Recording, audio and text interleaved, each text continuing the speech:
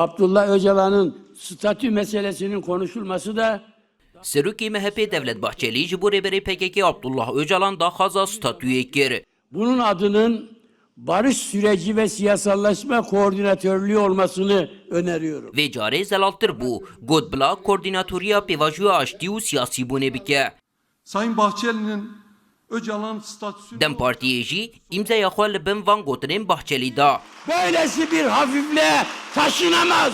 Lê vê pêşniyarê karvedanên beşek ji aliyên din li gel xwe anîn. Bi taybetî li eniyane tewperest û dijî pêvajû. Evet, PKK ile müzakerelerde Öcalan'la pazarlıklar... Belê ew qonaxa ku em dê dewrsandinên li gel PKK û bazarên li gel Öcalan de gihîştinê ev e. Hewlê dayin ku civak û dewlet birêya serokê narkoterorê û di jêr serokatiya wî ya damezrêner de careke din bên dîzayn kirin. Ez bang li miletê Türk dikim li dijî vê pêvajoyê di jêr banê Partiya Zaferê de kom bibin û parastina destûr, yekrêzî û dewleta me ya Elmanî bikin. Serokê Partiya Yeniden Refahê Fatih Erbakan jî li dijî pêşniyara Bahçelî derket. Ji bo statûya Öcalan daxwaza xwe ya referandumê dubare kir û got dawiya pêvajoyê ji destpêkê ve diyar e. Armanc azadkirina Öcalan û anîna wî ya bo Enqereyê ye. Diyar e li pişt deriyên girtî soz hatine dayîn.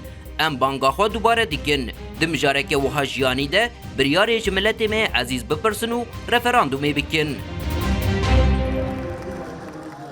Serokê CHP Özgür Özel jî derbarê pêşniyara Bahçelî de diyar kir ku pêvajoya çareseriyê nemijara hevrekiya siyasî ye. Piştevaniya tam ya partiya xwe ji bo biserxistina wê anî ziman her wiha daxwaza pêngavên yasayî û banga berpirsyariyê li hemû aliyan dike.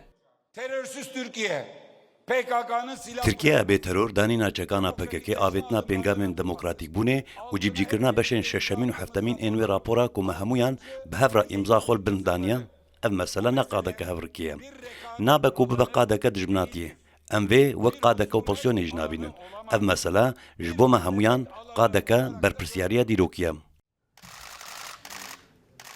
Pêşniyara Bahçelî çend rojan piştî hevdîtina wî ya li gel Serokkomarê Tirkiyeyê hat. Dê di çarçoveya wê de statûyek çawa bo Öcalan bêdayîn. Berpirsên hikûmeta AK Partiyê li ser vê pirsê bêdengin. Lê mercê çekdanîna PKK dixin pêşiya her pêngavekê.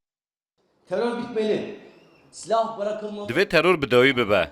Çek werin danîn, lê divê ev yek bê şert û merc be. Çekê deyne wereqadê em baxivin. Çekê deyne em ji bo her cure fikran vekirîne. Em ê nîqaş bikin. Lê dema çek hebin tu wa têya xiftinê nîne. Pêşniyara Bahçelî tenê çendem ji mêran piştî daxuyaniya çapemeniyê ya rêveberiya tevgera Apoyî hat.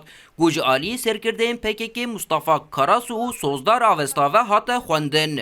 Sal vegera fesehkirina PKK'ye Rêveberiya tevgera Apoyî di daxuyaniya xwe ya bi helkefta yekemîn salvegera Kongreya Hilweşandinê de tekez kir ku çi dema statûya Abdullah Öcalan bi yasayan hat misogerkirin û ew gihişt mercên xebata azad ew wê demê dikarin behsa pêşveçûna pêvajoyê bikin.